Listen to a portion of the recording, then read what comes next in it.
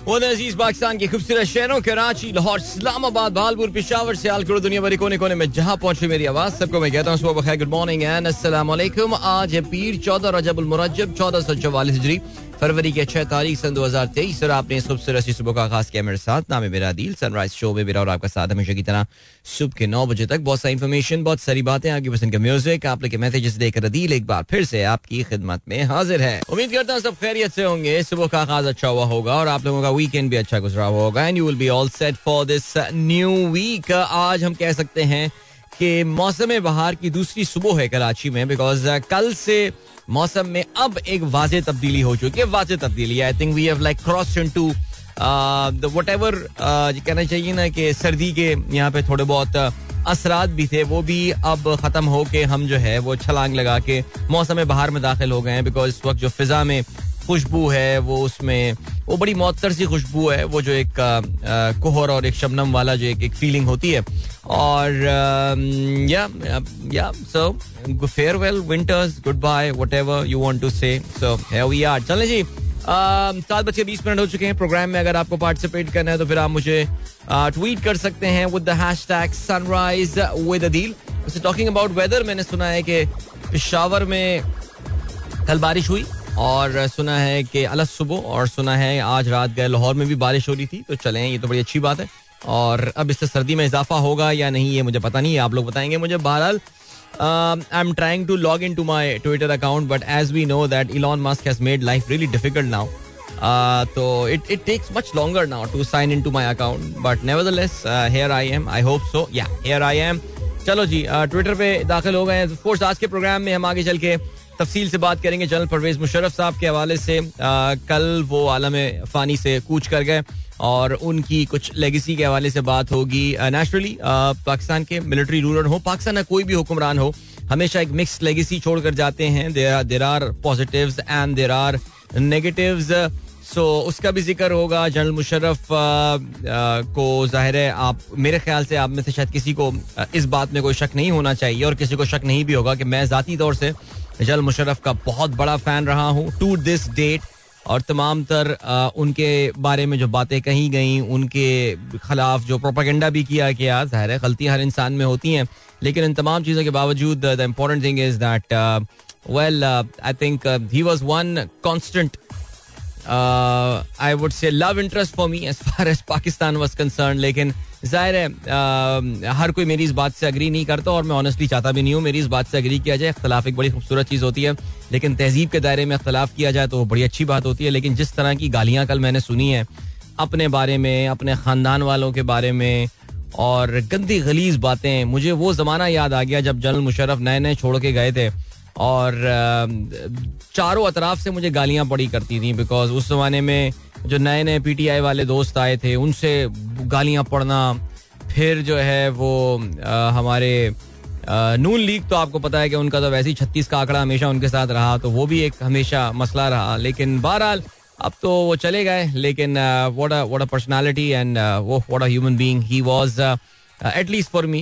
मेरे ख्याल से अगर किसी की कोई गुफ्तगू का मुझ पे कोई फर्क पड़ना पड़ता ना तो वो पड़ चुका होता। Naturally I don't engage in conversations a lot because there is absolutely no point. General Musharraf अब से तकरीबन 10 साल पहले, 8 साल पहले हमें अंदाजा हो गया था that he has got absolutely no role in the Pakistani politics now. तो ज़ाहिर है तब वो गेम खत्म हो गई थी and everybody had to look forward, जितने भी उनके रहे सहे सपोर्टर्स थे। लेकिन बीइंग अ कराचीआइट, अगर आप कल कंडोलेंसेस भी चेक करें तो उसका आई रियली डोंट नो। हमारे एक दोस्त हैं अनीस साहब जो कि वेनिस में होते हैं और वो सोशल मीडिया डेटाबेस अंडरस्टैंडिंग और उसके हवाले से PhD कर रहे हैं अपनी। अगर हम उनको एक मैप बनाने को दें कि जनरल मुशर्रफ की जो इंतकाल के हवाले से जो कंडोलेंसेज आई हैं उसका ज्योग्राफिकल जरा अगर आप हीट मैप बनाएं तो उसमें जाहिर है आपको नजर आएगा कि बहुत ज्यादा कराची की तरफ झुकाव होगा। बिकॉज कराची की बहुत बड़ी पॉपुलेशन के लिए, I am absolutely not saying for everyone, definitely there are detractors everywhere, लेकिन कराची की बहुत बड़ी पॉपुलेशन के लिए जनरल मुशर्रफ एक हीरो थे। कराची को उसका ड्यू हक दिलाना, जिसका हम हर वक्त रोना धोना करते रहते हैं, पूरे पाकिस्तान को एक बहुत ही स्ट्रॉन्ग लोकल बॉडीज का जो है वो तोहफा देना, और कराची में इस वक्त जो इंफ्रास्ट्रक्चर आपका बना हुआ है वो ये तमाम ये जो आपको प्रोपागेंडा नजर आ रहा होता है जी, फलाना रोड कारपेटिंग हो गई, अबे रोड कारपेटिंग हो गई, ग्रीन बस वो पिंक बस चल गई और फलाना बस चल गई, ये सारी बसें उनके टाइम पे चल के तबाह कर चुके हैं ये लोग जो आप इस वक्त पिंक बसें चला रहे हैं.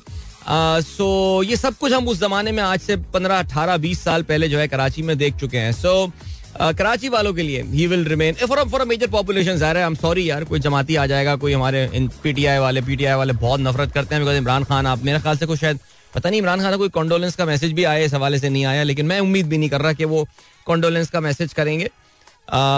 तो वो मेरा नहीं ख्याल, I don't think he has tweeted about that, but एक शायद एक आगे जी अच्छा आज रात गए इनका जो है वो तकरीबन कोई 12 बज के अच्छा इनका काफ़ी देर बाद चलें 12-14 घंटे बाद इमरान खान का आया जी मैसेज आ गया सदमे का, तो ठीक है जी फाइन. लेकिन ज़ाहिर है उनका एक सर्टन पर्सपेक्टिव था, पॉइंट ऑफ व्यू था परवेज मुशर्रफ के हवाले से, स्पेशली जो उन्होंने एनआरओ दिया था जिसको मुशर्रफ साहब अपनी भी गलती मानते हैं. ज़ाहिर आज प्रोग्राम में आज हम जो भी बात करेंगे आज के प्रोग्राम में जनरल साहब के डिस्कशन की जो है वो छाप रहेगी. So it's going to be a different program. नहीं, मेरा कोई अफसोसनाक प्रोग्राम या कुछ करने का है नहीं इरादा, because honestly I don't believe in doing वो कोई कहता ना कि अफसोस में घिरे. मैं ये समझता हूँ कि लोगों की जो उनकी स्पेशली जो शोबिस के लोग होते हैं, मेरा हमेशा ये बिलीव होता है इस चीज़ के हवाले से कि उनकी जो लेगेसी है उसको सेलिब्रेट किया जाए, उनकी लेगेसी के हवाले से बात की जाए. जनरल मुशर्रफ की जो पॉजिटिव चीज़ थी, नेगेटिव चीज़ थी, उसके हवाले से हम जरूर बात करेंगे आगे चल के.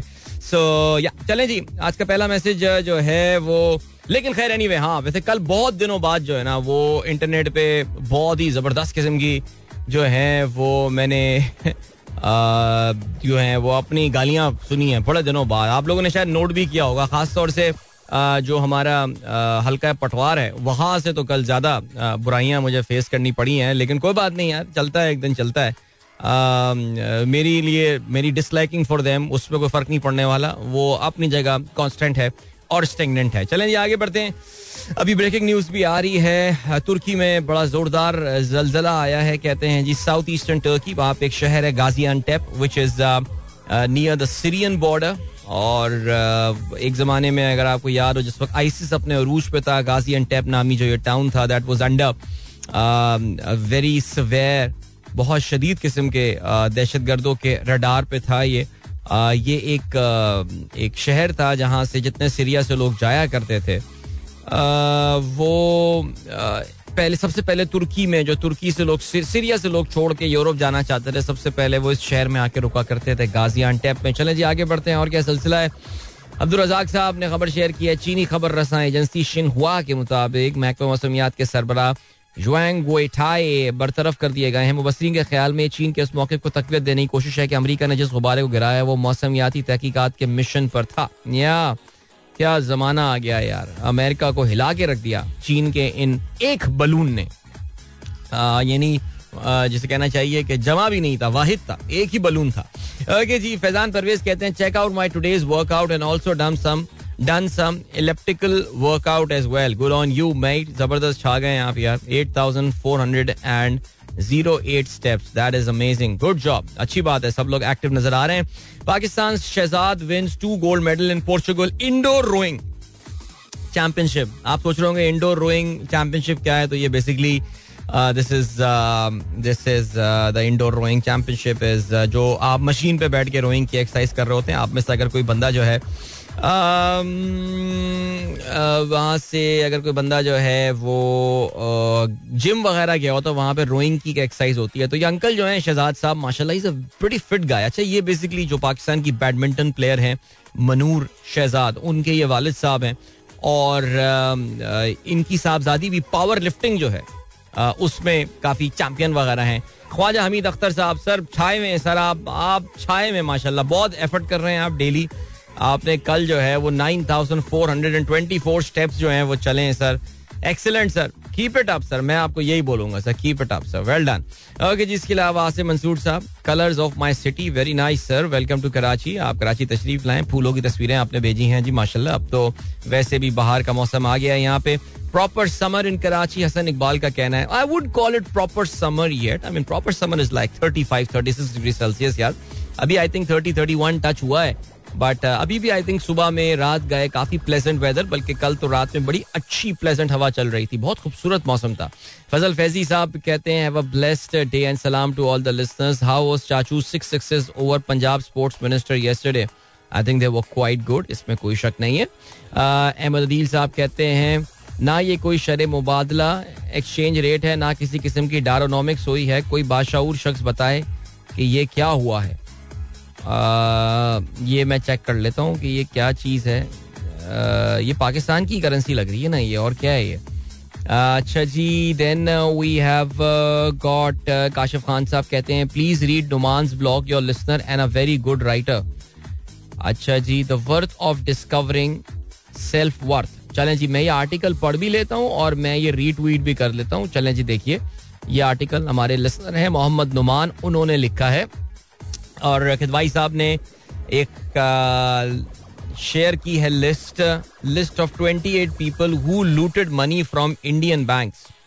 That's a pretty comprehensive list. I have got to say मैं इसको आगे भी पढ़ लेता हूँ. सर जायदा शाहीन कहती हैं आप ठीक कह रहे थे, इस दफा ज्यादा गर्मी पड़ेगी. भालपुर में दर्जा हरारत काफी बढ़ गया, लगता है जैसे मौसम में गर्मा शुरू हो गया. देखें 3 या 4 दिन की बात है. वैसे मैं ये नहीं कह रहा था, महकमा मौसमियात के कुछ ब्लॉग्स हैं जो कि ये बात बोल रहे थे. महकमा मौसमियात नहीं, मेरा मतलब है मौसमियात से लगाव रखने वाले कुछ एमेचर लोग थे जिन्होंने जो है वो ये बात की थी कि इस बार जो है वो गर्मी ज्यादा पड़ने वाली है और ऑलरेडी इसका आगाज हो गया है. काशिफ खान कहते हैं इस्लामाबाद पुलिस ने बतौर कांस्टेबल भर्ती के लिए 16 masters degree holder, 2 MPhil, MS, 31 BS, 4 BBA, 78 graduates ही मुंतखब हुए. भर्ती के लिए तालीम मैट्रिक मुकर्रर की गई थी. ये थर्ड वर्ल्ड कंट्रीज का डिलेमा है सर. हम बहुत ज्यादा अच्छा आपने अपना ट्वीट डिलीट कर दिया, लेकिन फिर भी ये एक है इशू. अब इसमें क्या कहा जा सकता है सर. ये है इंडिया में भी. मुझे याद है कि वहाँ पे रेलवे की बहुत ही lower level, I think scavenger या कोई इस तरह की नौकरी के या क्लर्क की नौकरी के लिए जो है ना, वो जिस लेवल के प्रोफाइल के लोगों ने हमला जिस किस्म के लोगों ने अपना रेज्यूमे वगैरह जमा किया था, वो बहुत ही हाई प्रोफाइल किस्म के लोग थे. सो ये है इशू सर. अब इस पर क्या किया जा सकता है. नवीद बेग साहब कहते हैं today is typical spring morning in Karachi, full moon morning view from my balcony. क्या बात है यार, खूबसूरत तस्वीर भाई. ये तो बड़ी खूबसूरत तस्वीर है यार, इसको हम भेज देते हैं. देखिए कितना रोशन लग रहा है कराची शहर हमारा माशाल्लाह. ये एयरपोर्ट वाला टाइप मुझे साइड लग रही है. क्या ख्याल है नवीद. इसके अलावा अहमद साहब कह रहे हैं मरतूबियत को हटाकर अभी कराची में शाम 5:30 का मौसम हो रहा है और कोई पेशावर में कह रहा है कि उन्हें कराची आना है. अजीब मंतक है. अच्छा भाई. अच्छा जी, good morning from very wet Peshawar and M1 spring is on and winter is pretty much fading away. Rahman Khilji sahab कहते हैं then we have got Minaz, good morning, thank you so much. and Saqib साहब कहते हैं परवेज मुशर्रफ ने कश्मीर पर क्या फॉर्मूला भारत को दिया था. इस पे वैसे काफी दफा बात हुई है, लेकिन आगे चल के हम जरूर बात करेंगे. मुशर्रफ साहब की जो हम अनफिनिश्ड लेगेसी के हवाले से बात करते हैं, बिकॉज अगर आपने कल इंडियन कश्मीर के लीडरान, जो इंडियन ऑक्यूपाइड कश्मीर के लीडरान है, महबूबा मुफ्ती हुई या फिर उमर फारूक हुए, आपने उनके अगर मुशर्रफ साहब के लिए देखे हो कमेंट्स, उससे ज़ाहिर एक चीज़ ज़रूर नज़र आई थी कि मुशर्रफ साहब के दौर में कम अज़ कम लॉयर्स मूवमेंट से पहले तक कश्मीर के हल की एक उम्मीद जागी थी. एक बहुत ही ज़बरदस्त स्ट्रेटेजिक विंडो खुली थी और ऐसा लग रहा था कि कश्मीर का हल जो है वो होने के काफ़ी करीब है. और काफ़ी हद तक ये बात मानी जाती है कि जनरल मुशर्रफ के डाउनफॉल की बहुत बड़ी वजह यही थी कि he and him and Manmohan Singh they came very close to solving the Kashmir issue.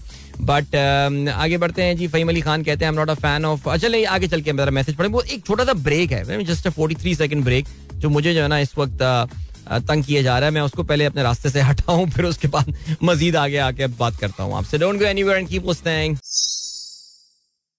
ये ले जी, आ गया मैं. इतनी जल्दी सी बात है. अच्छा जी, इसके अलावा फहीम अली खान कहते हैं I am not a fan of Parvez Musharraf but being a Muslim I believe that if a person has died the decision about all his sins and good deeds is in the hands of Allah. We cannot award heaven and hell to anyone. The tweet of Asad Tur about the death penalty and the death body of Musharraf is condemnable. बिल्कुल देखें यार, अब तो चले गए और मुशर्रफ साहब जाहिर है काफी उन्होंने एक स्ट्रॉन्ग मैन वाली जिंदगी गुजारी थी, लेकिन अब जाहिर है पिछले 5-6 साल जिसको जो कहना, असद तूर के लेवल का आदमी जो बोलना चाहे उनको बोल सकता है. जाहिर है अब तो जो हो गया वो हो गया. अच्छा जी, बाकी आपकी बात बिल्कुल दुरुस्त है. ये तो अल्लाह और बंदे के दरमियान बात छोड़ देनी चाहिए कि जी मैं भी देख रहा था, मुझे भी काफी सारे लोगों ने ट्वीट किया, अटैक किया हुआ था कि मे ही बर्न इन हेल और ऐसा हो फलाना हो, जहन्नुम में चला गया ये वो. भाई तुम्हें क्या पता है यार, who are you to decide. यानी तुमने क्या नाउजुबिल्लाह अल्लाह का रोल ले लिया है, क्या कर लिया है, तो छोड़ दो यार. ये अल्लाह और बंदे के दरमियान ये बात है. मैं तो कभी कभार यही सोचता हूँ कि क़यामत के दिन इतने बड़े बड़े सरप्राइजेस हमको मिलने वाले हैं ना कि या अल्लाह, इसको तो हम क्या समझते थे और ये आदमी क्या निकला. कि भाई अल्लाह ताला ने कितनों के तो राजों पे पर्दा डाला हुआ है ना. ये तो हमें पता है कि कितने बड़े बड़े हमारे आज के दौर के नेक लोग हमें नजर आ रहे हैं जी, माशाल्लाह मुत्तकी लोग नजर आते होंगे. अंदर से दिलों में क्या होगा ये तो फिर अल्लाह ताला और बंदे के दरमियान रहने देना चाहिए बात. गुड मॉर्निंग, हम्माद मूसा कहते हैं very pleasant weather in Lahore, raining in Lahore. चलें जी, that's very nice. Zeeshan Baig sahab ने भी खबर शेयर की about the earthquake at Gaziantep, और अल्लाह खैर करे जी, काफी 7.8 मैग्नीट्यूड का ये अर्थक्वेक आया है. और these areas you know Turkey is very prone to earthquakes. अल्लाह ताला रहम फरमाए जी, आमीन. उमर मुस्तफा कहते हैं मे मुशर्रफ साहब rest in peace, it's now between him and the almighty. Absolutely. Hello Adil uncle, Zainab here. I've noticed that fast food chains are opening so many new branches. How does this make sense with the economic situation in Pakistan? I asked this to Baba and he said ask Adil uncle. देखो जब भी ये economic crisis होता है, a lot of people change their food habits and all, और बहुत सारे लोग हैं जो बहुत ही हाई एंड खानों से जो है वो दरमियान के खानों में आ जाते हैं. और बहुत सारे लोग जो हैं उनके लिए देखो, if McDonald's is growing in Pakistan, मैं आपको एक एग्जांपल देता हूँ. मैं जहाँ कराची में जिस इलाके में रहता हूँ, मैं अपार्टमेंट में रहता हूँ, मेरे बराबर वाले अपार्टमेंट में एक बड़ा मशहूर रेस्टोरेंट है. यानी वो है तो एक छोटा सा रेस्टोरेंट, बहुत बड़ा नहीं है, बट इट्स वेरी पॉपुलर. और वीकेंड पे जो है ना आपको उसकी पॉपुलैरिटी का अंदाजा होता है, बिकॉज हमारी जो सर्विस रोड है वो उस रेस्टोरेंट की वजह से पूरी चौक रहती है. हम तो मुसीबत में फंस गए हैं, और पता नहीं, हम तो शुरू में दुआ करते थे या अल्लाह इसको इतनी तरक्की दे कि ये किसी बहुत बड़ी जगह शिफ्ट हो जाए, ये किसी और जगह मूव हो जाए, ये कहीं ना कोई बड़ी दुकान खोल ले, ये जो कराची में मेन खाने के हब्स हैं वहाँ कहीं मूव हो जाए. लेकिन नहीं मूव हो रहा वहाँ पे. वो पता नहीं, वो क्रेडिट कार्ड भी एक्सेप्ट नहीं करता, पूरा कैश पे चलता है. यानी टैक्स का भी चोर होगा बहुत बड़ा. लेकिन उसके रश में जितनी भी इकोनॉमिक क्राइसिस आ जाए, कुछ भी आ जाए, उसके रश में कोई फर्क नहीं है. मुझे नहीं पता आप ज़ैनब किस इलाके में रहती हैं, लेकिन मैं क्योंकि कराची में भादराबाद के करीब रहता हूँ, तो वहाँ पे जरा माशाल्लाह खाने वाने की जगहों पे रश देखें तो हो ये रहा है कि इकोनॉमिक क्राइसिस जो भी हो, a lot of people are not wanting to change their lifestyles, और वो क्योंकि अपना लाइफस्टाइल चेंज नहीं करना चाह रहे, तो इस वजह से ये तब्दीलियां जो हैं वो नहीं आ रही हैं ये आपको. और दूसरा, ये जो फास्ट फूड रेस्टोरेंट चेन की आपने ग्लोबल चेन्स की बात की है, वैसे भी पाकिस्तान में कोई ज्यादा ग्लोबल चेन 2-3 ही रह गई हैं अब. बिकॉज मैं आपको ऑनेस्टली ये बता रहा हूँ, इस वक्त ग्लोबल चेन्स के लिए पाकिस्तान में आके सर्वाइव करना एक बहुत मुश्किल काम है. बिकॉज पाकिस्तान की अपनी जो इंडिजिनस फूड ब्रांड्स हैं, फूड चेन्स हैं, they are giving them a run for their money. Seriously, उनसे 3/4 पैसे पर 60-65% पैसे पे वो उससे कहीं सुपीरियर प्रोडक्ट जो है वो आपको ऑफर कर रहे हैं. और पिज्जा का तो आपको पता ही है ना पाकिस्तान में अब गेम क्या हो चुकी है. सो मेरे ख्याल से पाकिस्तान में बहुत सारी दुकानें ऐसा पिज्जा सर्व कर रही हैं जो वर्ल्ड क्लास, वर्ल्ड लेवल का पिज्जा है. लेकिन हम लोग क्योंकि एक्सपेंशन ज्यादा, हमारी इतनी ग्रोथ माइंडसेट है नहीं हम पाकिस्तानियों का, इसलिए हम एक्सपेंड करते नहीं हैं बियॉन्ड पाकिस्तान. तो बेटा खाने पीने में जो है ना, मुझे ऐसा लगता है कि this is the last area where we are going to compromise on. ठीक है जी, बाकी चीजों पे शायद हम फिर भी कर लें, लेकिन वही बात है कि लोग हमारे यहाँ रो रहे हैं जी, पैसे नहीं बच रहे, कुछ नहीं बच रहा है, लेकिन people are not wanting to change their lifestyle, because for them compromising on their lifestyle means के वो जिंदगी की रेस हार रहे हैं, वो दौड़ हार रहे हैं. ये शायद बात आप ना समझ पाए, अपने अब्बू से पूछेगा, वो शायद आपको समझा पाए कि मैं कहना क्या चाह रहा हूँ. और ये एक फैक्टर होता है. जस्ट इमेजिन कि आप अपने बच्चों के लिए ब्रांडेड गुड्स खरीदते रहे हमेशा, but because of whatever economic circumstances that are happening, rather than saving the money for your future, आप ये डिसाइड करेंगे यार मैं फर्स्ट ईयर के बजाय सेकंड ईयर की दुकान में बच्चों के लिए शॉपिंग करूंगा. Just imagine what mindset you will go through. आपकी नौकरी भी सेम है, एवरीथिंग इज गुड, बट आप इस कॉम्प्रोमाइज को अपने लिए एक बहुत ही अपनी एक शिकस्त की तरह उसको जो है ना वो देख रहे होंगे कि यार my life was supposed to improve, so it's human behaviour. और दूसरी बेटा बात यह है कि जो मल्टीनेशनल कंपनियां होती हैं ना, इनके एक्सपेंशन के प्लान्स काफी पुराने होते हैं. अगर आज वो कंपनी जिस ब्रांड का आप नाम ले रहे हैं वो आज अगर ग्रो कर रही है तो उसका अप्रूवल उनको पिछले साल मिला होगा. और पिछले साल के पाकिस्तान के जो इकोनॉमिक हालात थे वो इस साल के हालात में, पिछले साल के अगर आप पहले 3-4 महीने भी लगा लें, उसके इकोनॉमिक हालात और आज के इकोनॉमिक हालात में जमीन आसमान का फर्क आ गया, तबाह कर दिया है 1 साल में इन्होंने. लेकिन बहरहाल चले जी आगे बढ़ते हैं. हसान शेख कहते हैं Tom and Jerry was British slang term for the 1980s meaning to fight and cause trouble. Alright चलें जी, और क्या सीन है. जीशान कहते हैं सलाम all listening to the show live in Karachi after a long time. कराचीज mornings are always awesome. Okay जी. गाजियान अहमद कहते हैं general Musharraf was a coward. Alright. Munir Taimuri कहते हैं feel sad general Musharraf demise. He is also the reason I took notice of your programme many years ago and still following it. No one is perfect and he did many good things for Pakistan. अल्लाह मग़फ़िरत फरमाए, आमीन. And then Ataur Rahman साहब कहते हैं suffering from fever and cough for the last 3 days, unable to continue my morning routine. On step count ladder, my rank is continuously dropping. Congratulations to all those making good efforts. Yeah, sir कोई बात नहीं. Sir you will make a strong comeback. Sir यकीन जानिए बेहतरीन comeback जो है ना वो आप करेंगे, बिल्कुल परेशानी की बात नहीं है. Okay जी. Adil uncle, I am Mohammad Umair Ali. I am 7 years old and participating in the steps challenge. As of now, I am ahead of you. Wow man, wow. यार मेरा 3 दिन नहीं हुई, आज सुबह भी नहीं हो पाई वॉक. यार कुछ करना पड़ेगा आज शाम में, वो जरा कुछ शादियों से जाने नहीं छूट रही है यार. बस शुक्र है अभी फिलहाल ब्रेक आ गया है. सुमेरा खान कहती हैं in 2001 I still remember our convocation day. We were happy, not sure we were graduating or we were receiving our degree from Parvez Musharraf. I gave a powerful speech to graduates. May Allah ease his next journey. आमीन आमीन सुमा आमीन. बिल्कुल जी. इसके अलावा क्या scene है. Okay, Basit Yunus ने क्या खबर शेयर की है. Gone from 5th to 5th gave their biggest rival advantage in the title race. 15-year trophy drought. This is how they celebrate the We Beat Man City Trophy. यार वैसे कल अच्छा हुआ, टॉटनहम हॉटस्पर्स ने city को हरा दिया. ज़ाहिर सिटी अपने आप को तसल्लियां दे रहे हैं इस तरह की बातें करके, लेकिन खैर I think Arsenal fans are very happy. They had a very disappointing defeat against Everton, bottom of the table side. लेकिन जो इंपॉर्टेंट चीज है वो ये है कि the parity has been restored. The parity has been restored. Alright. Saad Sheikh कहते हैं Rumaan and Riyan good morning. Death of Musharraf saddens me. He was a great leader for Pakistan. He could have made billions, yet he chose a moderate life as compared to his peers. Even his children never used his influence. देखिए ये तो legendary बातें. बिलाल मुशर्रफ हुए या आयला मुशर्रफ हुए, इन्होंने कभी भी बड़े सेल्फ मेड हैं दोनों शख्सियात, और बड़े मशहूर वाकयात हैं इनके कि किस तरह ये प्रोटोकॉल से मावरा जिंदगियां गुजारते थे. हमारे यहाँ तो आप देखेंगे किसी डिप्टी कमिश्नर का बेटा भी जो है वो जिस तरह के प्रोटोकॉल में और सरकारी और ग्रीन नंबर प्लेट की गाड़ियों में घूम रहा होता है. तो बिलाल और आयला की जो लाइफ थी वो तो एक बहुत ही नेक्स्ट लेवल की थी. एंड ऑफ कोर्स उसमें तरबियत का बड़ा अमल दखल होता है. फिर वही बात है कि देखें सही और गलत हर इंसान, कोई शख्स मुझे एक बता दें जो कि गलतियों से मावरा हो. जाहिर है जनरल मुशर्रफ के जो सपोर्टर्स हैं वो उनकी कोई भी जिंदगी की जो देखें, काफी सारे लोग कहते हैं जी आफिया सिद्दीकी उनकी बहुत बड़ी गलती थी. अच्छा जी, आफिया सिद्दीकी की जिंदगी का एक पैरेलल अल्टरनेट व्यू है, काउंटर नैरेटिव है, उस पे हम बात नहीं करते. लाल मस्जिद कहते हैं जी बहुत बड़ी गलती. ये खैर ये बात आगे चल के प्रोग्राम में बात करते हैं यार. अभी ठीक है, फुर्सत से बात करेंगे. अभी फिलहाल हम बढ़ते हैं इस गाने की जानिब.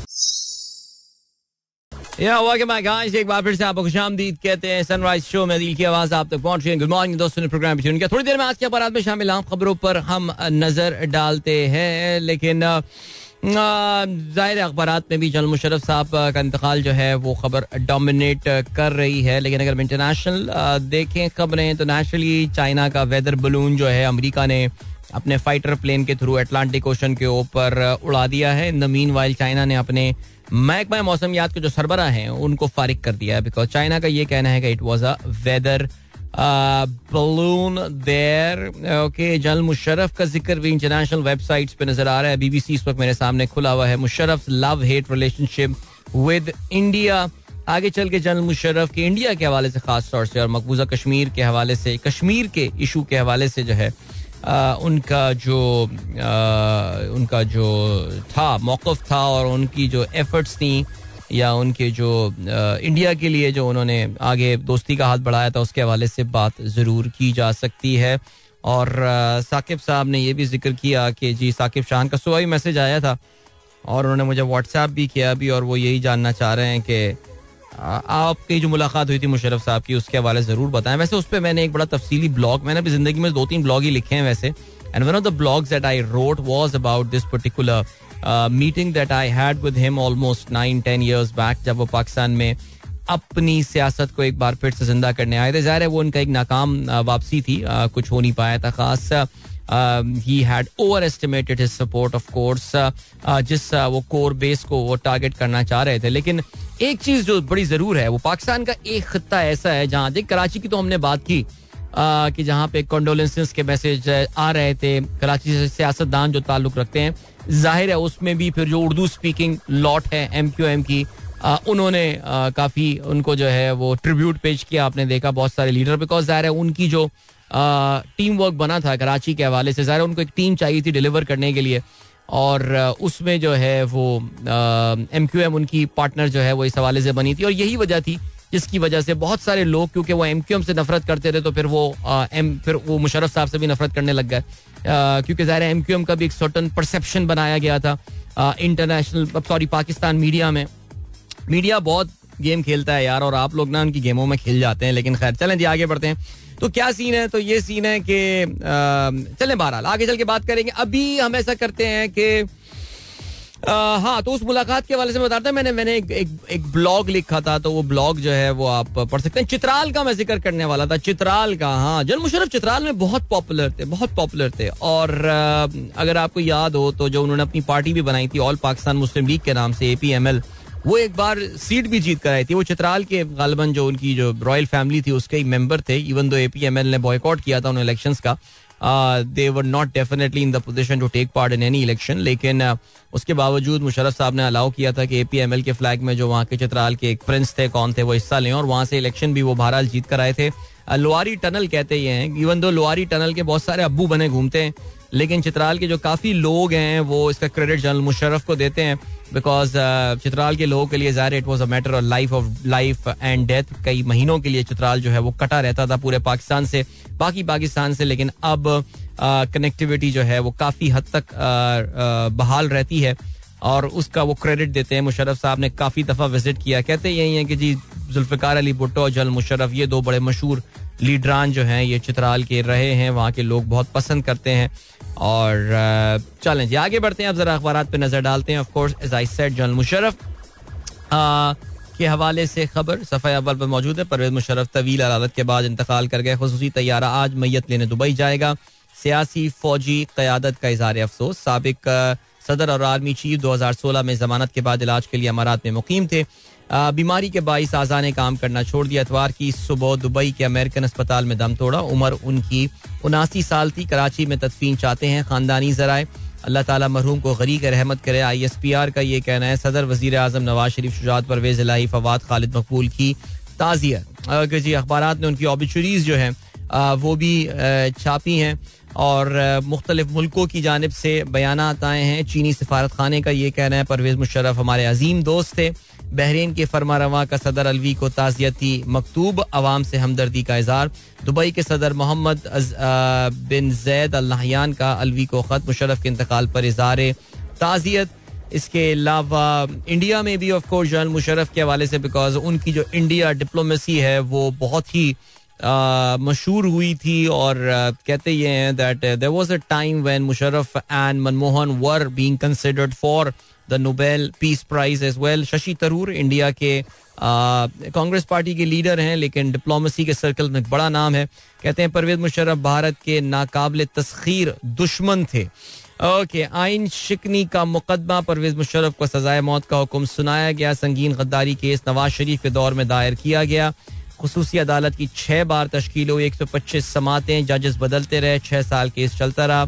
फर्द जुर्म के मौके पर अदालत में थे. अक्सरियती फैसला जस्टिस वकार सेठ और जस्टिस शाहिद फजल करीम ने दिया. बीमारी के बाइस बाहर चले गए. 2016 को मफरूर करार दिए गए. 1943 में दिल्ली में पैदा हुए. कराची और लाहौर में तालीम हासिल की. यहाँ पे सेंट पैट्स और लाहौर में फॉर्मन क्रिश्चियन कॉलेज रहे उनके. मादरे इल्मी 1961 में फौज में कमीशन हासिल किया. 65 और 71 की जंगों में हिस्सा लिया. 12 अक्टूबर 1999 को नवाज हुकूमत खत्म करके चीफ एग्जीक्यूटिव बने. जजों को माजूल किया. कारगिल ऑपरेशन के मरकजी किरदार रहे. अलकायदा के खिलाफ जंग में फ्रंट लाइन बने. डॉक्टर शाजिया रेप केस, नवाब अकबर बुगटी का कत्ल और लाल मस्जिद ऑपरेशन उनके दौर में हुआ. इनके दौर में IMF के कर्ज से निजात मिली. चलें, थैंक यू सो मच. हमारे अखबारात ने कम से कम इतना तो किया जिक्र.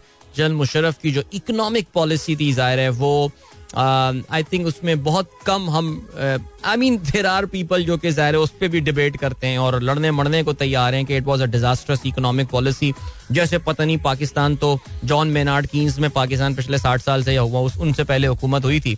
लेकिन बहरहाल जी उनकी इकोनॉमिक पॉलिसी, बिकॉज मैं इसलिए बात कर रहा हूँ बिकॉज मैं उन्हीं के दौर में ऑलमोस्ट अपना यूनिवर्सिटी का टाइम गुजारा, बिजनेस स्कूल का, उन्हीं के दौर में नौकरी हासिल की और मैंने ज़ाहिर अपने आई थिंक वो, बल्कि मुझे याद है जब मुशर्रफ साहब के खिलाफ तहरीक चल रही थी, हम उस वक्त एक इस्लामिक बैंक में हुआ करते रहे, तो मेरे बैच के वहाँ 2-3 दोस्त हुआ करते थे और हम लोग बैठे हुए अक्सर लंच पे बात करते थे कि यार ये हमारी जनरेशन क्यों इनके इतना खिलाफ हो गई है यार. We have got nothing to complain. Adeel, मैं भी सोचता था, मैं कहता था वाकई मुझे समझ में नहीं आता. मैं बिकॉज उस वक्त जो अपॉर्चुनिटीज थी, जिस तरह मुख्तलिफ सेक्टर्स में, चाहे वो बैंकिंग सेक्टर हो, चाहे वो टेलकोज हो एंड ऑल, वो जो एक सर्विसेज हो गए, मैन्युफैक्चरिंग हो गया, मुझे नहीं याद पड़ता कोई ऐसा सेक्टर पाकिस्तान में रह गया था कि जहाँ पे उस वक्त जबरदस्त डेवलपमेंट ना की हो. बट बहरहाल कल हमने शब्बर भाई का भी ट्वीट देखा, उन्होंने जनरल मुशर्रफ को अपना मेंटोर करार दिया. और मोहम्मद सुहेल का भी मैं देख रहा था, टॉप लाइन सिक्योरिटीज वाले, उन्होंने भी जनरल मुशर्रफ की इकोनॉमिक पॉलिसीज की बड़ी तारीफ की. बहरहाल जी मुझे खुशी है इस बात की कि लोग अपने जो पॉजिटिव चीजें उसका इजहार भी कर रहे हैं, which is a good thing. आगे बढ़ते हैं जी. परवेज मुशर्रफ साहब पे 2 बार कातिलाना हमले में बचे, 2 बार उन पे हमला हुआ. आपको पता है कि जी इनसाइड जॉब्स थी with in the armed forces जिन्होंने उन पे हमला करने की कोशिश की थी. एक दफा इस्लामाबाद में उन पे बहुत ही एक well planned, well coordinated attack हुआ था. That he survived. He wrote that very famous book in the line of fire. What a book that is. I mean it was like reading an adventure novel. Seriously कमाल किताब लिखी थी भाई, जबरदस्त. आगे बढ़ते हैं जी. यौम यकजहती कश्मीर, मुल्क भर में रैलियां. पॉलिसी में ताकत पैदा करना होगी, भारतीय मजालिम मजीद नहीं चल सकते, शहबाज शरीफ ये कहते हैं. चले जी आगे बढ़ते हैं. और क्या बातें. कौमी असम्बली 9 खाली नशस्तों पर इंतखाबात, कागजात नामजदगी की वसूली. आज कराची की नशस्तें PTI के अरकान की जानिब से इस्तीफों के बाइस खाली हुई थी. और इसके अलावा क्या खबर है जी. पेशावर धमाका, हमला आवर के बाल DNA से मैच कर गए. धमाका खुदकुश था, बमबार तीसरी या चौथी सफ में बैठा था. मरियम कहती हैं घरी चोर ने मुल्क तबाह किया, महंगाई की छोड़ेंगे नहीं, जेलें बढ़नी है तो पहले जमानतें मनसूख कराओ. 2 घंटे गिरफ्तारियों पर बिलक बिलक कर रो रहे थे, इन पे तरस आ रहा है. आप जानते हैं जी मरियम इस वक्त जो है वो इस वक्त पंजाब में वर्कर्स कन्वेंशन कर रही हैं, बिकॉज लग ये रहा है कि PMLN के मुर्दा जिस्म को जो है उसमें जान डालने के लिए वो दौरे कर रही हैं. बहुत सख्त लैंग्वेज इस्तेमाल हो रही है जी, और पाकिस्तान की सियासत का जो मिजाज है उसकी जानिब ये नजर आ रहा है. अजीब सी बात है यार, जेल में रोना. और इस हवाले से मरियम की भी कल वीडियो वायरल हुई थी जिसमें वो अपने साहबजादे के सीने से लग के बिलक के रो रही थी.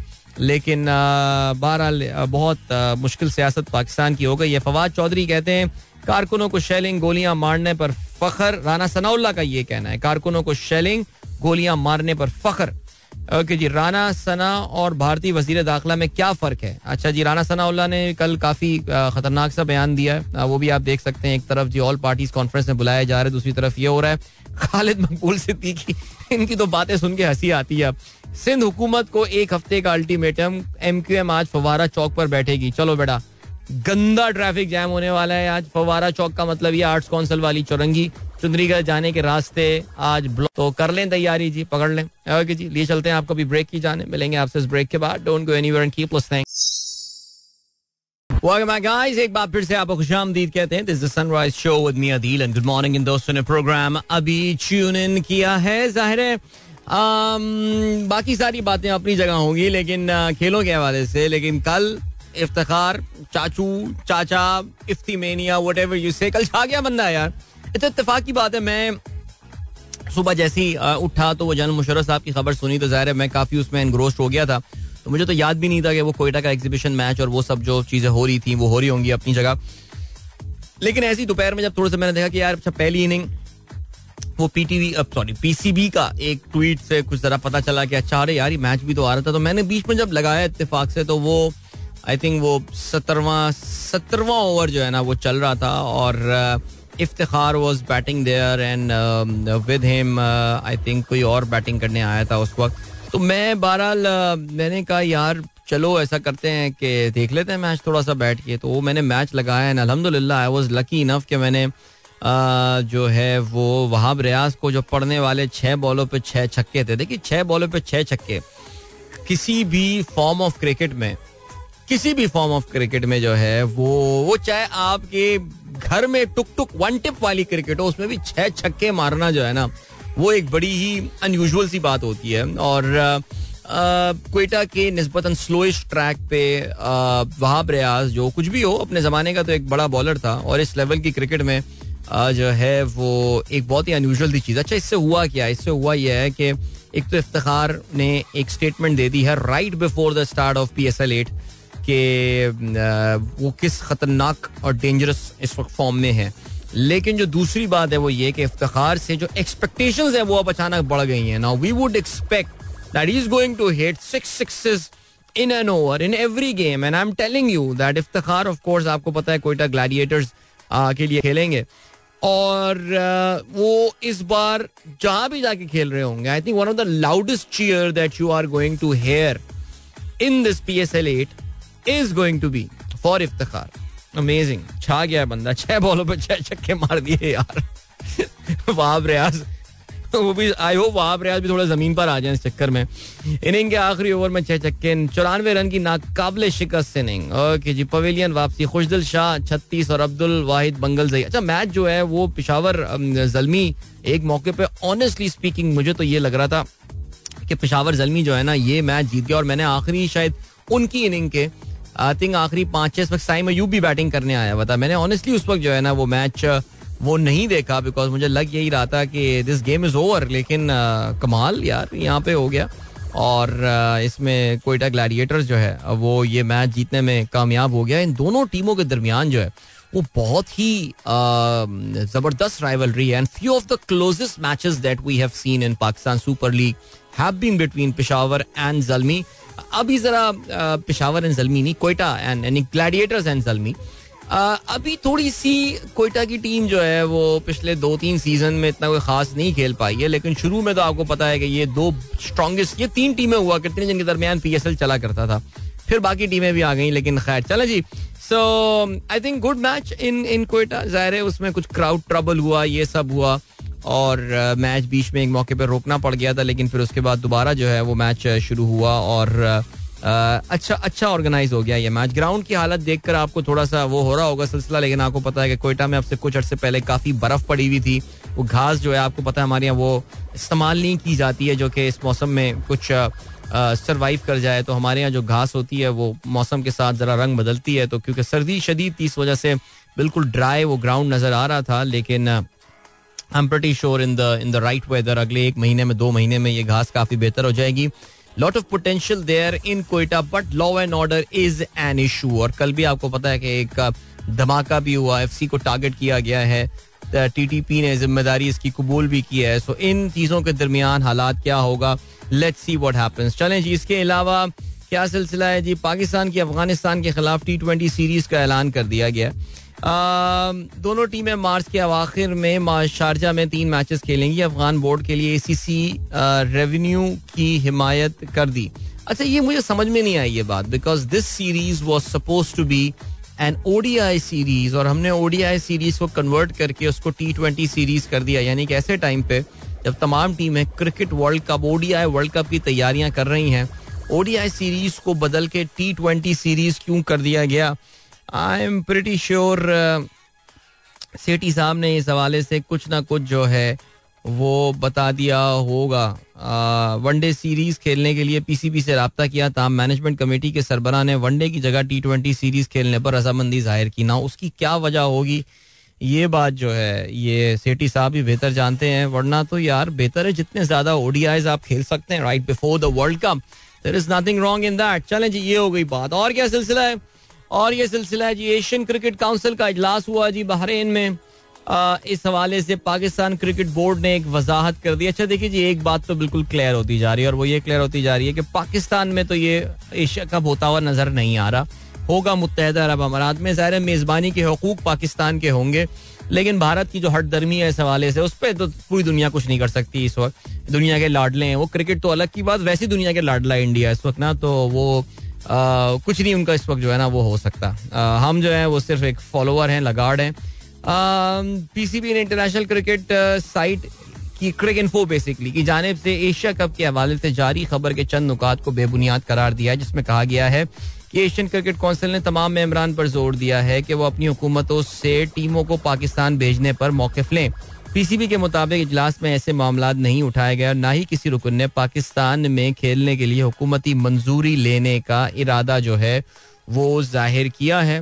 लेकिन अब इंडिया ने कह दिया तो आप देखेंगे कि बाकी बोर्ड्स मांग ही लेंगे अपने. पीसीबी के कहने से क्या फर्क पड़ता है. चलें जी, पीसीबी इंतजामी कमेटी भी रमीज राजा के नक्शे कदम पर चलने लगी. वाह, अच्छा जी, जबरदस्त है. अरे हाँ, ये विक्टो के हवाले से, बिकॉज एक इंटरनेशनल क्यूरेटर को जो है वो बुलाया जा रहा है भाई. अच्छा जी, इसके अलावा हसन शेख का एक मैसेज आया हुआ है HBL PSL के हवाले से. Please shed some light on such abnormal pricing of Rawalpindi leg of PSL. मतलब हम कोई गुलाम हैं जो आप कहें हम मान लें. I feel PSL is going to be a flop. नहीं, खैर PSL फ्लॉप तो नहीं होने वाला, लेकिन काफी सारे लोगों ने जाहिर है इस चीज के हवाले से अपनी जो है वो तशवीश का इजहार किया है कि मुल्की इकोनॉमिक हालात को देखते हुए और इन्फ्लेशन के नंबर को देखते हुए PSL के टिकट्स की जो प्राइसिंग इस बार हुई है वो काफी ऑन द हायर साइड हुई है. जाहिर है, आई एम श्योर PSL जो PCB की मैनेजमेंट है वो अपने पिछले जिस तरह की प्राइसिंग उन्होंने रखी है और उसमें फिर वो इन्फ्लेशन का फैक्टर, वो भी तो इन्फ्लेशन का फैक्टर लगा रहे होंगे ना, जाहिर है, तो उन्होंने उसकी बेस के ऊपर ये प्राइसिंग की होगी. जाहिर है इस बार आपको पता है कि एक सीजन्स टिकट वाली भी इन्होंने जो है वो ऑप्शन दिया है. अगर आप बल्क में परचेजिंग कर रहे होंगे तो आपको उसमें अच्छा डिस्काउंट मिल जाएगा. लेकिन जाहिर है हर किसी के लिए ट्रैवल, हर मैच देखना भी आसान नहीं होता. सीजन्स का जो कॉन्सेप्ट होता है आपको पता है कि ये यूरोपियन फुटबॉल में काफ़ी कॉमन होता है, जिसमें आप साल के शुरू में, बल्कि बहुत तवील वेटिंग लिस्ट होती है, आपको कई साल पहले अपना सीजन्स टिकट जो है वो लेना पड़ता है और फिर आपको पास होम एंड अवे हर मैच की जो है वो एक्सेस हो जाती है. उसमें अच्छा डिस्काउंट भी आपको मिल जाता है. लेकिन वो those matches are spread over the year. अब रोजाना की बुनियाद पर, अब जैसे 1 से लेके 10 तारीख तक ये जो मैचेस हैं यहाँ पे इस्लामाबाद में वो 5 मैचेस हैं, तो हर दूसरे दिन जाके मैच देखना ये भी एक बहुत बड़ा चैलेंज जो है वो होगा. और फिर हमारे यहाँ सिक्योरिटी के इशूज एंड ऑल एंड फलाना and the stadium facilities and stuff. So yeah I think tickets के हवाले से लोगों की थोड़े से एप्रीहेंशंस जो हैं वो अपनी जगह जरूर हैं. और लेकिन बहरहाल जी, tickets are available for sale now and मैंने सुना है, मुझे ये हकीकत नहीं पता इसकी, लेकिन मैंने सुना यही है कि काफ़ी सारे जो टिकट्स हैं वो कुछ इनक्लोजर्स के जो हैं वो बिक भी गए हैं. याद रहे जी, पाकिस्तान सुपर लीग के आगाज में अभी सिर्फ 1 हफ्ता रह गया है, लेकिन एक जो मैंने ट्वीट भी कल किया था और मैं ये बात कर रहा था कि परसों मैंने ट्वीट किया था कि यार कोई वो नज़र नहीं आ रही है, कोई वो नज़र नहीं आ रही है, कोई जैसे कहते हैं ना कि वो जो ये शायद मेरे ख्याल से मुल्क के हालात का इससे ताल्लुक है या क्या है, जिस तरह की इकोनॉमिक कंडीशन और परेशान कुन सूरत हाल. जैसे लास्ट ईयर मुझे याद है कि क्या हाइप, हर साल ही ऐसा होता है, PSL से कोई 10-15 दिन पहले की जो हाइप शुरू होती थी, गाना रिलीज हो जाता था और वो जो उसका मेन स्पॉन्सर बैंक है वो एक्टिव हो जाया करता था और पता नहीं क्या क्या एक्टिविटीज फ्रेंचाइज अपने जो हैं वो रिलीज कर रही होती थी गाने और जबरदस्त होता था. कुछ नजर ही नहीं आ रहा है, कुछ फील ही नहीं हो रहा है यार. यानी प्लीज PSL यार हमारे दिलों के बहुत करीब है यार, उसको वो हाल ना होने दें जो इन्होंने पाकिस्तान का कर दिया है. अल्लाह बेहतर करे. चलें जी, अभी ले चलते हैं आपको ब्रेक की जानिब and we will comments our insta live as well. आपसे वहां पे भी मुलाकात होती है जो फॉलो करना चाहें @AdilAzhar पे. अभी फिलहाल मैं आपको लिए चलता हूँ ब्रेक की जानिब. मिलता हूँ उस ब्रेक के बाद. Don't go anywhere and keep listening. All right, that was Hariharan and Strings with Bolo Bolo. Nice song. Hope you guys enjoyed that. And yeah, चलें जी, आप लोग के मैसेजेस पे मैं नजर डालता हूँ. अभी टाइम आज काफी कम है बिकॉज ये लंबा गाना जो है ना जरा चल गया था, लेकिन बहरहाल जल्दी से रिफ्रेश हो जाए मेरा पेज. जनरल साहब, मंसूर साहब कहते हैं, General Saab visited St. Pat's in 1999. I was a scout and had an honor to meet him and then Governor Sindh Azim Daud Pota. जबरदस्त जी. शॉन टेट कहते हैं, hello Adeel, listening to your show here in Sydney with all mates.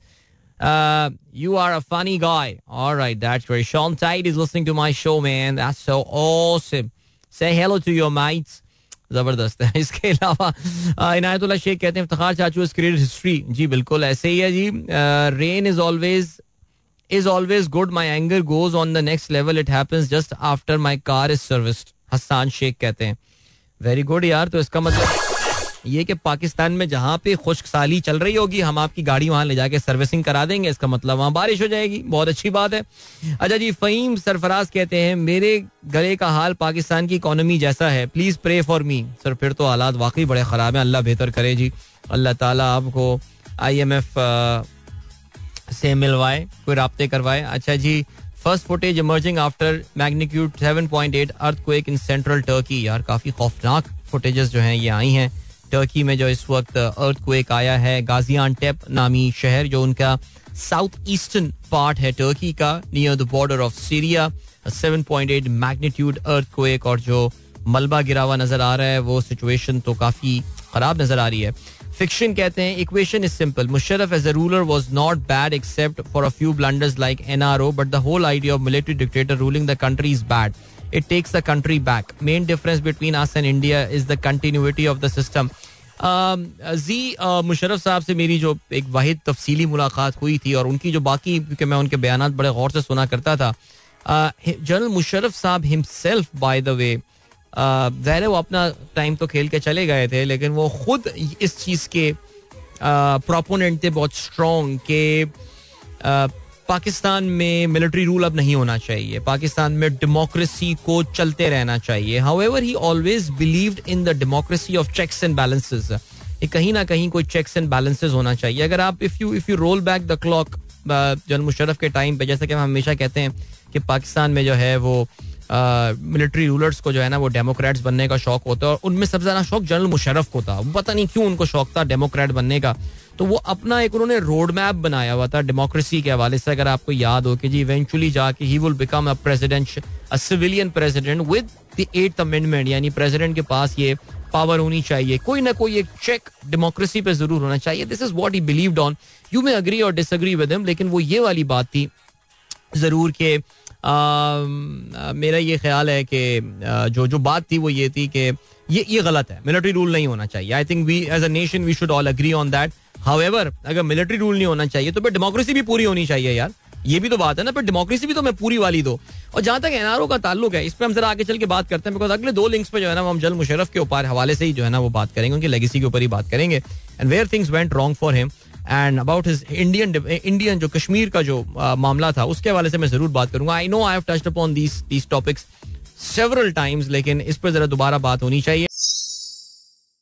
Alright, so let's continue our discussion about General Musharraf and of course General Musharraf's rise was meteoric. Like अगर आपको याद हो ये you know how this all started. Pakistan में एक बड़े जबरदस्त general साहब आए थे जनरल जहांगीर करामत if you recall. और जनरल जहांगीर करामत जो है वो काफी बड़े सुलझे हुए जनरल्स में से इनका जो है वो शुमार किया जाता था.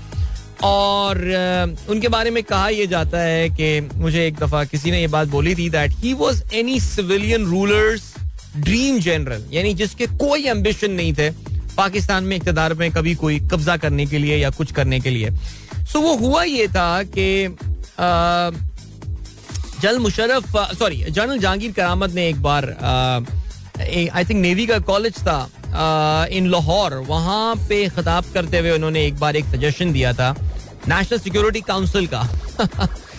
और कहते ये हैं कि मियाँ साहब जो कि ज़ाहिर है उस वक्त अपने नहीं कि वो 40,000 फुट की बुलंदी पर परवाज कर रहे थे बिकॉज अगर आपको याद हो तो जी वो नए वो लेकर आए थे वो क्या कहते हैं उसको 2/3 मेजॉरिटी के साथ जो है वो आए थे और खलीफा वक्त बनने की उनकी तैयारी हो रही थी और एटमी धमाके और ये सारी बातें आई मीन अपने बिल्कुल पीक पर जो है ना वो उनकी परफॉर्मेंस चल रही थी. तो उनको वो बात पसंद नहीं आई. उन्होंने कहा जी आप जाइए छोड़ के जाएं. अच्छा फिर हुआ ये कि जनरल मुशर्रफ साहब आपको पता है सीनियोरिटी में नीचे थे. जनरल अली कुली खान थे जो उनके ऊपर थे और चौधरी निसार भी कहते हैं उन्होंने बड़ी जबरदस्त लॉबिंग की थी उनके लिए.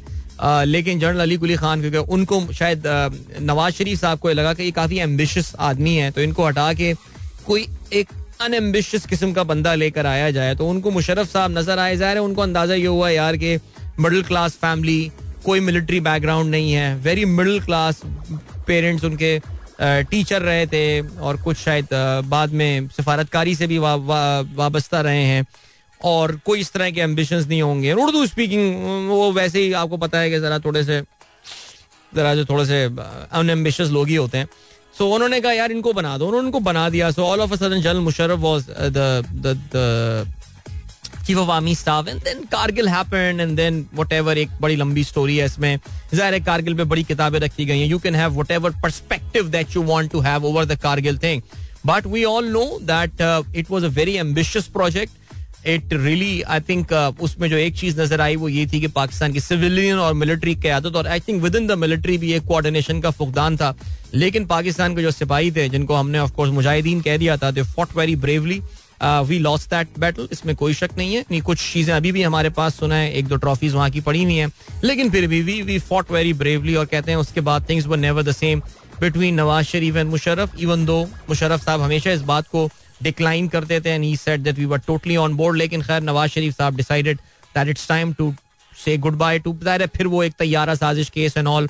फिर हमें शुरू में कुछ और स्टोरी बताई गई, बाद में उस पर सजा भी हो गई उनको, लेकिन बाद में जी पता चला कि नहीं जी ये तो सारी उल्टी स्टोरी थी. तो पता नहीं, अब आप whatever you want to, वो तो जब हम मर जाएंगे कभी क़यामत में पहुंचेंगे, अल्लाह ताला से पूछेंगे अल्लाह क्या हुआ था, 12 अक्टूबर को हुआ क्या था, तो शायद हमें पता चल जाए कि उसकी एक्चुअल रियलिटी क्या थी. लेकिन of course there are always two sides of the picture. Then general sahab comes in and Pakistan economy is in a mess. Typically एक मेस पे छोड़ के नून लीग जाती है इकोनॉमी. फिर उन्होंने he brought in a very able team, and I remember very new faces. उसमें कुछ थे and there was some old faces as well, इसमें भी कोई शक नहीं है. And Shaukat Aziz was brought in and wow he was so impressive. And then I remember there was this gentleman name Shafqat Jamod sahab as well, जो कि एग्रीकल्चर साइड देखा करते थे. आई थिंक मटियारी से उनका ताल्लुक, अगर मैं गलती से ना हूं तो उनका था वहां से. और बड़ी जबरदस्त उन्होंने जो है ना वो अपनी एक कैबिनेट जो है वो बनाई थी. और कहते यही कि परवेज मुशर्रफ साहब के जो पहले 3 साल थे वो perhaps they were amazing time. जाहिर है उसमें 9/11 का भी वाकया हुआ, और 9/11 के वाकये के हवाले से हमारे यहाँ generally I think Pervez Musharraf साहब की जो लेगेसी का जो सबसे इंपॉर्टेंट कॉर्नर स्टोन था, दैट वाज ऑफ कोर्स 9/11.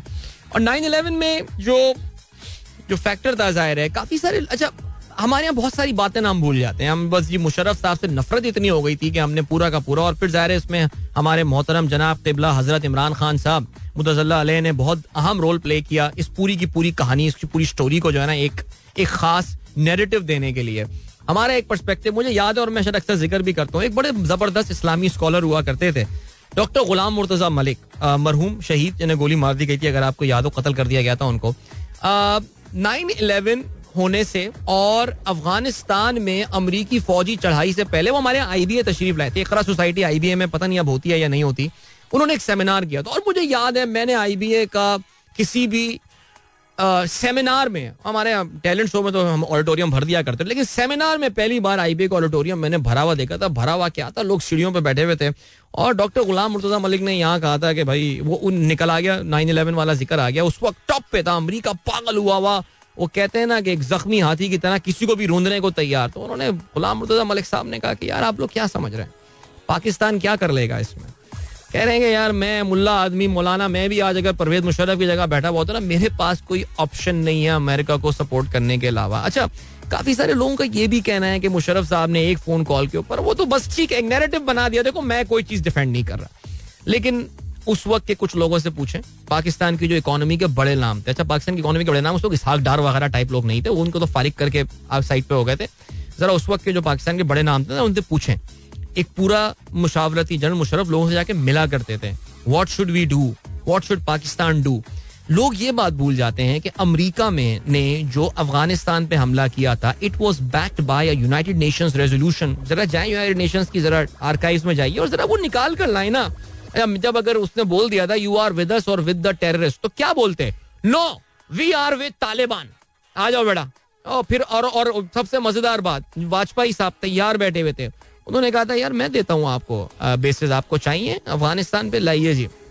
ऐसे बम गिरने थे ना रास्ते में जाते हुए पाकिस्तान के ऊपर, लाइक लोग बिल्कुल सियाको सबाक से हटकर. मुझे बहुत गालियां पड़ रही हैं इस वक्त, मैं जो इस वक्त ये बात कर रहा हूँ मुझे पता है, लेकिन हम सब भूल गए जा रहे, बिकॉज एक नैरेटिव बिल्ड हो गया, आप किसको परवाह है जाके यार. लेकिन फिर 9/11 हुआ, मुशर्रफ साहब का एक सर्टन स्टैंड था जी, रिचर्ड आर्मिटाज ने कहा I'll send you to the stone age and all. वल्लाह आलम. लोग कहते हैं एक फोन कॉल पे बैठ गया, लेकिन नहीं था, वो झूठ बोलते हैं. वो ये जो बात बोलते हैं एक फोन कॉल पे बैठ गया था, उनको भी पता है कि यार हम झूठ बोल रहे हैं, ऐसा नहीं हुआ था. एक पूरा कॉन्वर्सेशन हुई थी और सब कुछ हुआ था. लेकिन बहरहाल उसके बाद से जाहिर है we know there was a time of prosperity for Pakistan, और बहुत जबरदस्त टाइम जो है वो हमने देखा, और बेहतरीन टाइम पाकिस्तान की इकोनॉमी हो, कुछ भी हो, सारी चीजें हैं. जाहिर है उस वक्त मुझे याद है कि एक्सपोर्ट्स पे बड़ा फोकस आ गया था. मार्कॉन हुई थी, आई रिमेंबर, मार्केटिंग कॉन्फ्रेंस, जो बड़ा जबरदस्त मार्केटिंग एसोसिएशन ऑफ पाकिस्तान वालों का इवेंट होता है, और उसमें उस वक्त जो एक्सपोर्ट प्रमोशन ब्यूरो के जो सरबराह हुआ करते थे, यार अच्छे आदमी था, तारिक उनका नाम था, तारिक साहब का कुछ नाम था, उनके भाई यूनिलीवर रैकेट के एक बार कंट्री हेड भी एक जमाने में हुआ करते थे. उन्होंने, मुझे याद है, प्रेजेंटेशन दी थी अपनी, और वो प्रेजेंटेशन दे के उन्होंने ये दिखाया था कि $10 billion, that was the first time when we touched $10 billion in exports.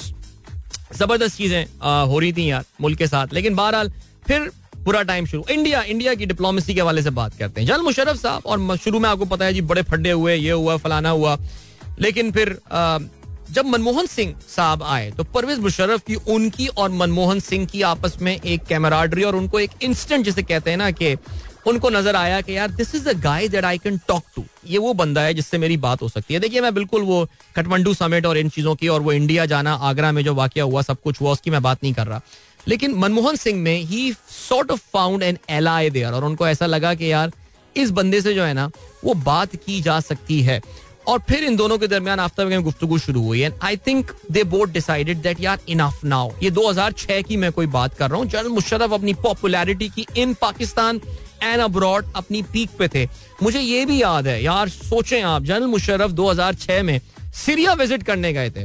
वहां पे जो है ना जो है वो उनकी बशार अल असद से मुलाकात हुई थी. उन्होंने बशार को बोला था कि यार बशार, क्या ऐसी जिंदगी गुजारनी है, क्या यूं ही रहना है, आइसोलेटेड रहना है यार, ओपन अप ना हो यार, कम ऑन. आपको पता है रफीक हरेरी वगैरह जो लेबनानी प्राइम मिनिस्टर एंड ऑल, वो उनके बड़े पर्सनल फ्रेंड्स थे. किंग मोहम्मद से किंग अब्दुल्ला सऊदी अरब के, इनसे बड़ी जाती किस्म की. तो वो एक स्टेट्समैन लेवल पे जाके जो है ना मुशर्रफ साहब उस जमाने में ऑपरेट कर रहे थे. सो मनमोहन सिंह के साथ भी उन्होंने कहा कि यार आपको याद है ना, फिर टीमें आ रही हैं, जा रही हैं, इंडियंस आ रहे हैं, पाकिस्तानी जा रहे हैं, यहाँ पे नेशनल स्टेडियम कराची में वी लव इंडिया के नारे लग रहे हैं, वहाँ पाकिस्तान टीम जा रही है, वी लव पाकिस्तान के नारे लग रहे हैं. ऐसा लग रहा है कि यार कोई पंगा ही नहीं है दोनों मुल्कों के दरमियान यार. फिर क्या होता है, फिर ये होता है कि जनाब कश्मीर के ऊपर बैठते हैं दोनों, और इनका एक फॉर्मूला आया जिसको मनमोहन मुशर्रफ फॉर्मूला जो है ना वो कहा जाता है. ठीक है, अच्छा, it was Vajpayee not Manmohan. नहीं, वो वाजपेयी साहब तो जा चुके थे ना, वो तो इलेक्शन हार चुके थे. वाजपेयी के साथ भी उनकी एक अच्छी कैमराडरी बन गई थी बाय द एंड, लेकिन इवेंचुअली जो असल गेम आगे बढ़ी थी वो मनमोहन सिंह साहब के दौर में जो है ना वो बढ़ी थी. तो अभी हम एक ब्रेक की जाने बढ़ते हैं, और फिर आगे चल के जो है ना वो हम इस पे बात करते हैं. So don't go anywhere and keep listening.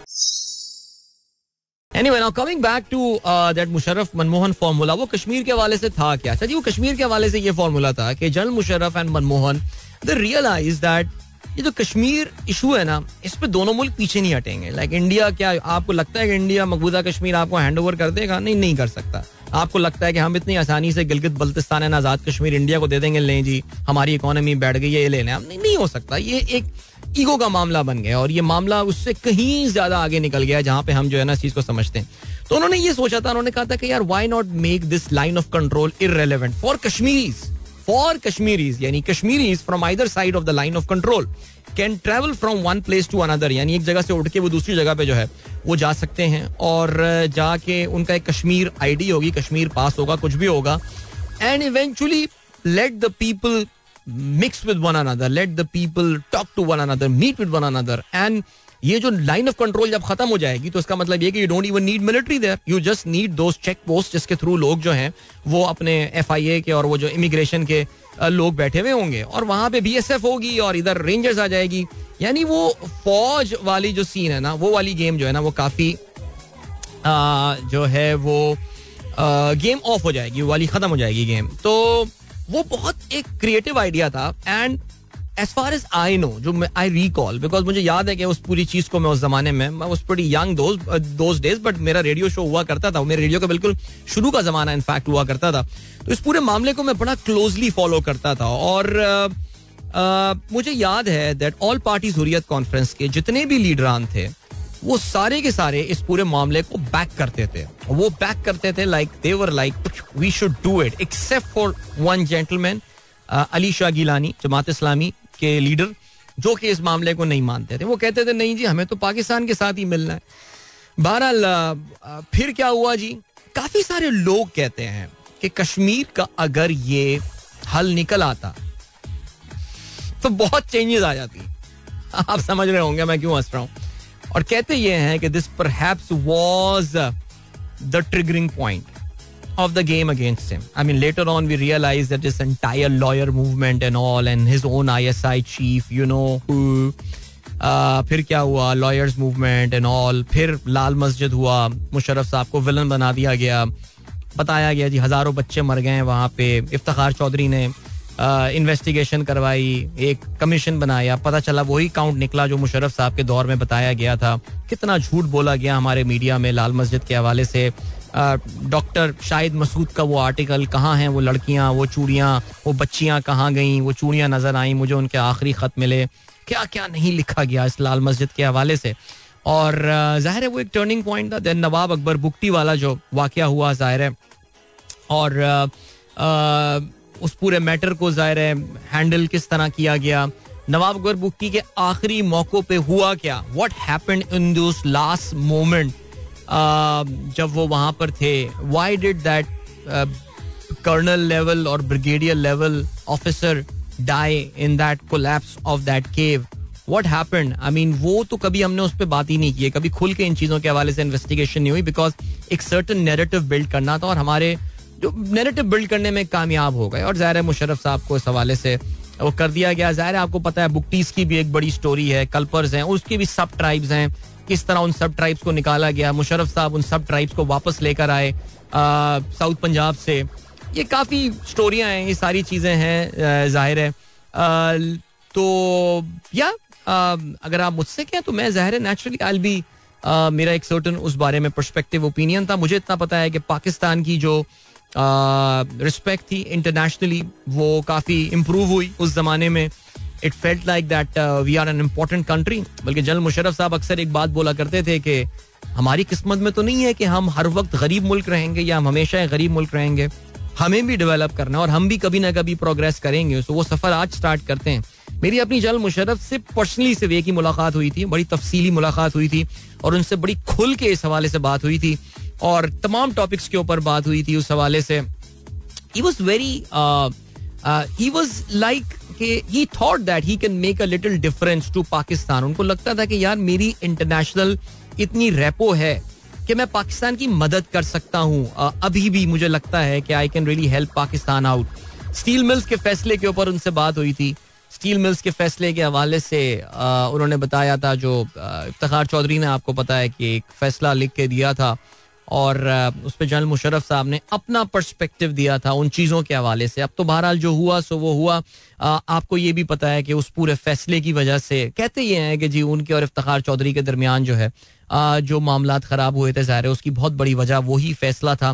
Because वो ये कहते हैं कि वी न्यू, यानी उसमें ये हुआ था कि क्योंकि इफ्तिखार चौधरी ने ये फैसला उस पर सो मोटो ले लिया था इसके ऊपर, तो वो ये कह रहे थे कि हमने ये डिसाइड किया था कि मुशर्रफ साहब ने और बाकी सब लोगों ने कि यार अब वो जो नेक्स्ट डे फैसला देने वाले थे इसके हवाले से, उसमें ये कहा था कि यार इस तरह का फैसला दो कि यार देखो आपकी भी बात रह जाए और ये डील खराब ना हो. Because Al Tuwairqi, remember that was that group Al Tuwairqi जिन्होंने ये कहा था कि यार हम ला के जो है वो उन्होंने, बल्कि मुझे याद है कि $50 करोड़ ला के पाकिस्तान में रख भी दिए थे और हमने जो है उनको बेची गई थी. अगर आपको याद है कंसोर्शियम था जिसमें I think Arif Habib group from Pakistan and Al Tuwairqi and all, और ये basically they were supposed to take over the steel mills.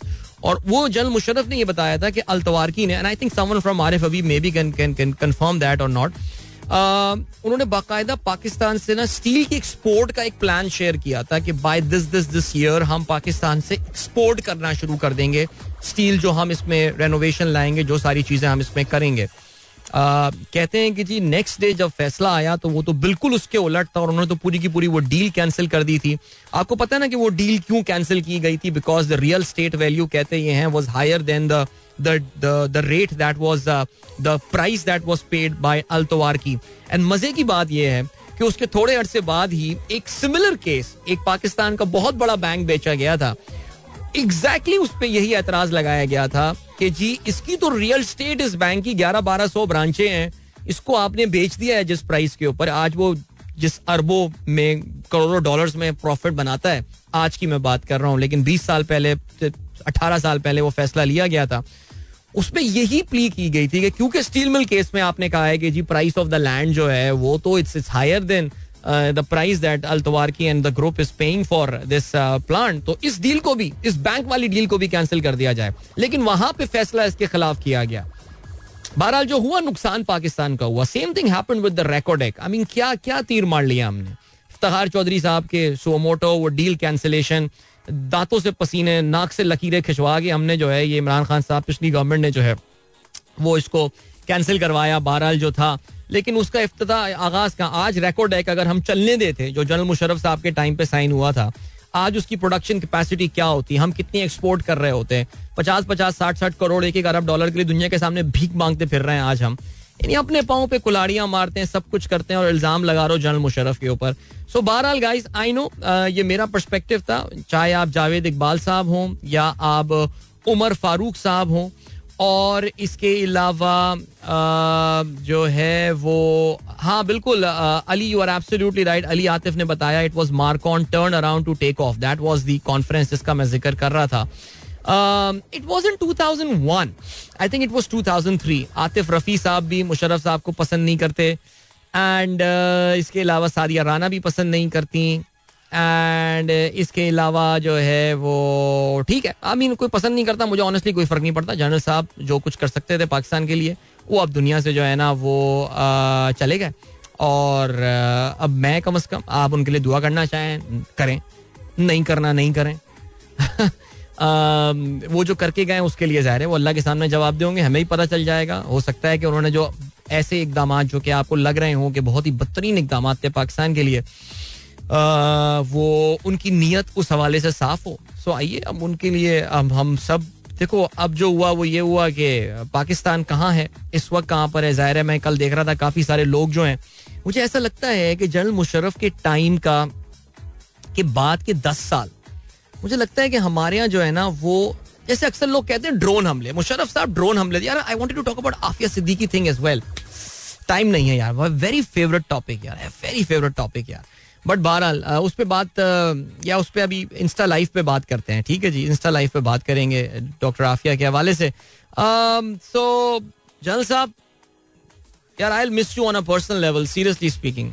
I know you can't hear me now, but मैं दुआ ये करूंगा अल्लाह ताला आगे की मनाजिल, और आपका पहला लव और आपका आखिरी लव पाकिस्तान था, अल्लाह ताला पाकिस्तान पे जो है वो रहम करे, अल्लाह ताला पाकिस्तान पे रहम करे.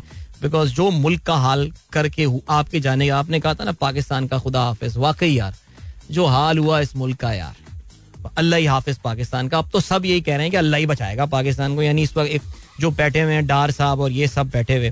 सो बहरहाल अभी बढ़ रहे हैं जी, बस खुदा हाफिज का वक्त आ गया. इंशाल्लाह मेरी आप लोगों से होगी कल सुबह एक बार फिर मुलाकात. Till then good bye, God bless, अल्लाह हाफिज एंड पाकिस्तान जिंदाबाद. This is Mira FM 107.4.